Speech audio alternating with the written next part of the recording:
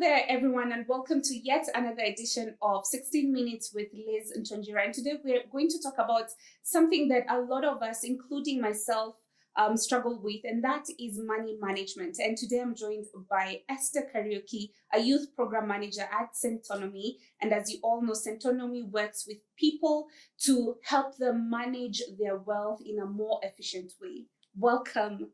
Thank you Esther. so much, Liz. I'm happy to be here and I look forward to a great conversation. Awesome. So tell me, you've interacted with a lot of young people. Yes. What are the biggest mistakes young people make when it comes to money? So one is not saving and not investing. You see, as young people, we think that we have a lot of time, we can live YOLO right now. We don't need to think about the future. But what a lot of young people don't know is that we have the luxury of time. Mm-hmm. And you see, as we all say, like compounding is your friend. So when you start early and you're able to save or even invest, then you're at a much better position than, for example, someone who's starting to invest way later in life. Mm-hmm. So thinking that, we don't need to start right now. The thinking should shift to, you can start right now. You can start saving and investing if you want to have the future that you're looking towards to.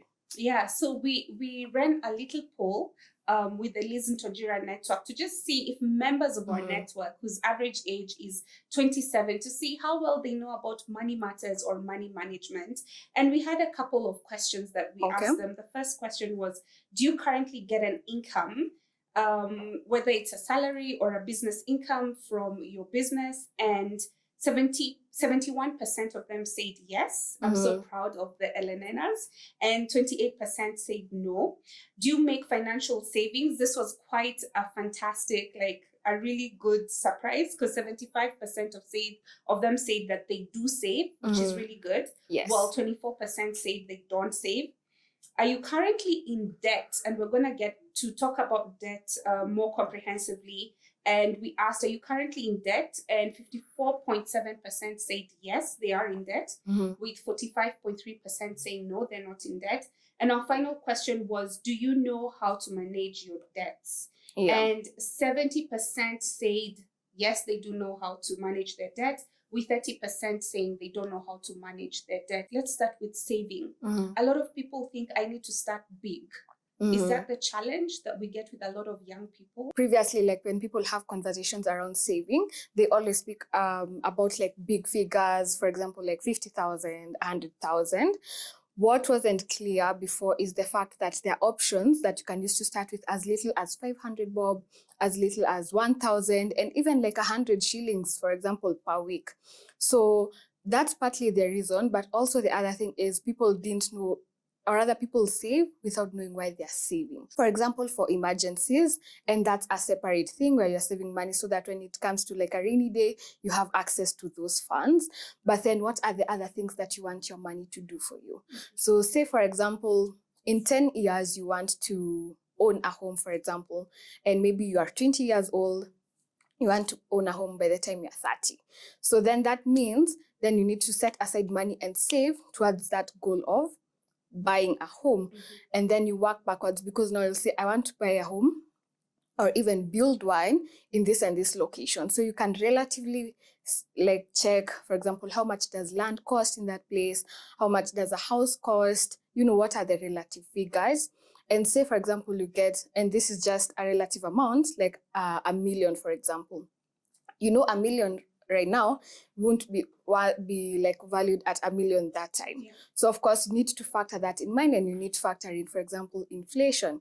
Then now you work backwards. So a lot of times we hear, oh, buy land, but then there's so many investment options that we don't get to hear about. And what are they? Buying land may be important to me, but buying land may not be important to you.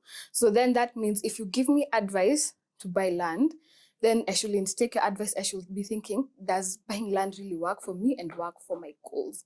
So one of the things that young people can do, the starting point, is writing down their goals, the things that they want to do, and they can be short-term and long-term, because those goals are the ones that will drive your investment decisions. Okay, so where do I need to put in this money so that it can grow and I'm able to buy a home. I may choose, for example, a fixed deposit account for 10 years. That way I'll access that money after 10 years. So I can't withdraw this money like after 2 years, after 3 years, after 5 years. And a fixed deposit account also has its own interest rate. You may choose, for example, to go for a more riskier option, like, for example, buying shares. There are some shares of some companies which have the potential to grow and to even skyrocket, like, yes, within those 10 years. And even, for example, in that 10 years, you'll have, like, for example, 5 million instead of 1 million, the 1 million that you are targeting. And then, so you see, there's the option now for you decide based on your goal and the risk also that you're willing to take. If you can venture into the topic of debt management, and when do you actually take a loan? Because sometimes a lot of young people might just take a loan because I have access to it. I don't actually have what you were talking about, a goal. How are we able to efficiently manage our debts? And what are some of the clusters of debts? All right. So when it comes to debt, there's good debt definitely, and then there is bad debt. So bad debt is where you take that money to invest in things that are not generating an income. So for example, like right now, I know a lot of people take like small loans here and there, know that people have access to them. For example, buy a phone or buy a laptop.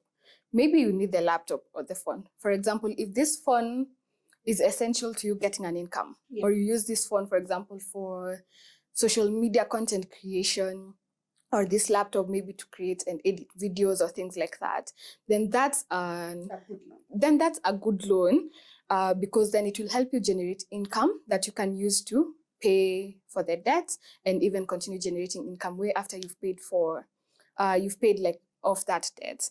But then, for example, if you're buying a phone for the sake of a phone, like your friend bought an iPhone. Yes, I want to buy an iPhone. I want to buy that laptop.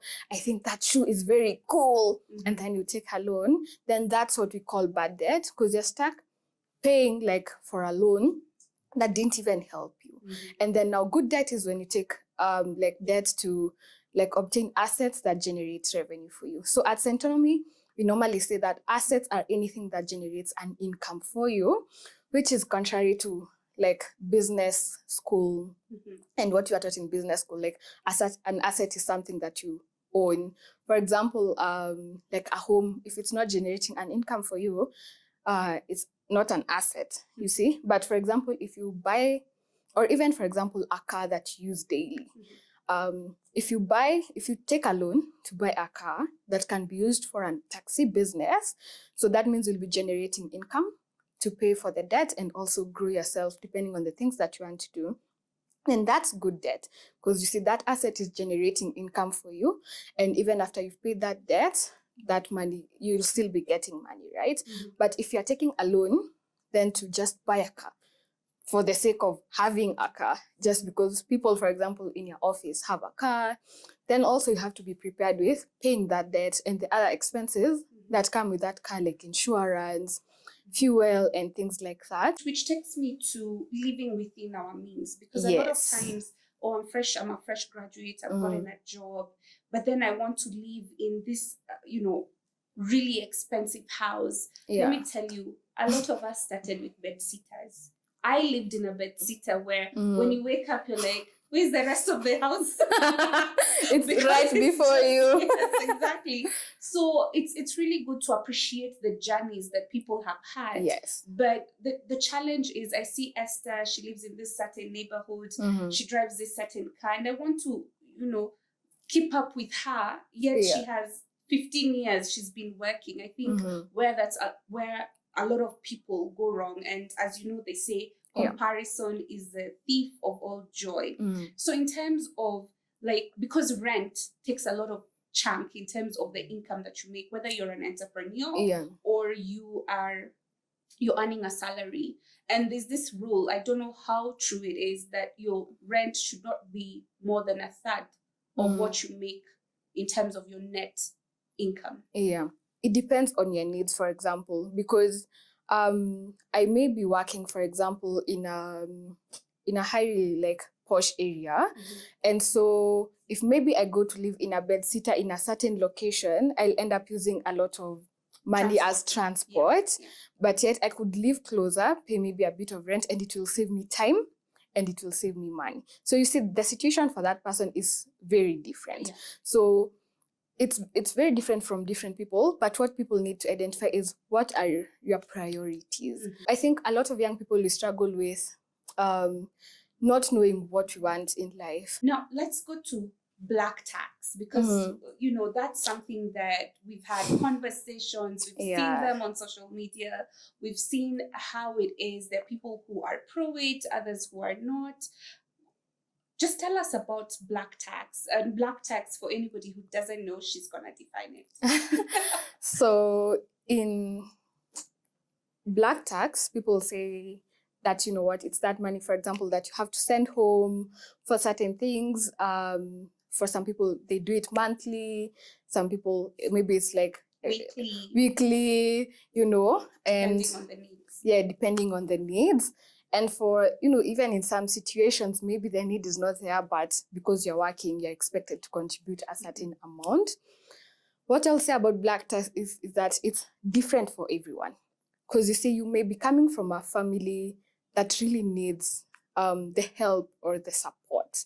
And so in that situation, your family is not asking you for help because they have the money. They're asking you for help because maybe you're the only one, for example, with a job. Or for example, you're the only one who has a business, and maybe for them, they're struggling. So in that case, personally, I don't call it black tax. Call it as maybe just giving back and helping your family. And helping the rest come up as you also, so that you can all go up together. Yes, helping the rest come up. And it may be different things, like, for example, school fees and things like that. And I know when we start working, we are young, we start working, maybe we don't have like a lot of income. And so we feel the pressure when you have to contribute back home, yet we have, for example, our own goals that you want to achieve. And you see, in such a situation, it's very difficult because those are the things like that breed like resentment and anger and family disputes. Yes, and mental health issues. So I would say how to deal with it, identify why this money is needed. If your family is struggling to pay school fees for your siblings and things like that, you can just tell them, for example, maybe they want you to contribute a certain amount per month. You can tell, you evaluate your goals. Maybe you are doing other things like saving, investing. Maybe you want to start a business and things like that. Tell them what you are able to afford. So for example, they may tell you, we need you to help us with like 10K this time. Go back to, for example, like your budget and even the other things that you're spending money on. See, my priorities are 1, 2, 3 things. Am I able to afford this 10,000? If I'm not, then be comfortable telling your family that, you know what, I'm not able to get the 10,000, but I can get 5,000. It's a difficult conversation, but once you let them know, I think for majority of families, once you let them know that, you know what, I'm not able to reach this, but I can help you with this, they will see that at least you're helping, like at least like you're trying and you're supporting them. Yeah. Any words or anything you'd like to implore the young people in terms of how they deal with their wealth or their money or their finances? I'll say it's never too late to start, and it's never too early to start as well. Don't think that because you're young that you can't start today, that you need to start with a lot. You need to cultivate the habit first. Start with the 100 shillings. Save that 100 shillings in, for example, M-Shwari. Once it gets to 1,000, save it, for example, in a money market fund, and then build onto that. So a lot of young people need to learn how to start right now. Start with what you have. Don't let people give you the pressures of CG. Oh, you can't start right now. You need to be going to the club and things like that. And you don't need to like invest and things like that. You know what's important to you. So you start right now. And we say haba hujaza kibaba, right? So that means if you have the luxury of time, because you see, if you are in your 18 or even if you're in your 20s, you don't have the same luxury that someone who's in their 30s have. And even though you are 30, you don't have the same luxuries that someone who's 40 has. Because then they're looking, for example, in a few years I'll be retiring. You need to protect your money. You are young, you need to be looking for investment options that will grow your money, and you're comfortable, like you are able to take on those risks. So don't wait, start today. Thank you so much, Esther, for that conversation. I really, really appreciate it. I have learned so much. I'm sure you guys have learned so much. So, as Esther says, start with what you have, as little as it may be. And it's also really critical to have goals, long-term goals, short-term goals that will be able to shape your financial future. So, thank you so much. Thank you as well. For listening. Bye bye. Till next time. Bye.